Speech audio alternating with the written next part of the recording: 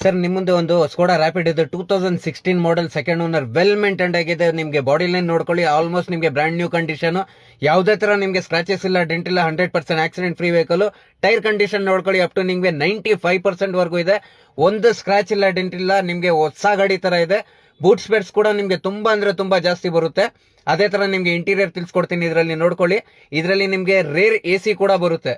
ಹಿಂದೆ ಕೂಡ ನಿಮ್ಗೆ ಎಸಿ ಇದೆ. Petrol variant. ಮೈಲೇಜ್ ಕೂಡ ಸಿಟಿಯಲ್ಲಿ 12-13 ಬರುತ್ತೆ, ಹೈವೇಲಿ ನಿಮಗೆ 15 ವರೆಗೂ ಬರುತ್ತೆ.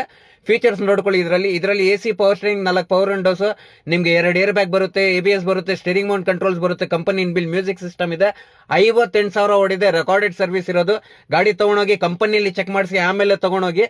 ಇದ್ರದ್ದು ಮಾರ್ಕೆಟ್ ಪ್ರೈಸ್ 5.5 ನಡೀತಾ ಇದೆ. ನಮ್ ಚಾನೆಲ್ ಇಂದ ಬಂದ್ರೆ ನಿಮ್ಗೆ 4,95,000 ಹೇಳ್ತಾ ಇದೀನಿ.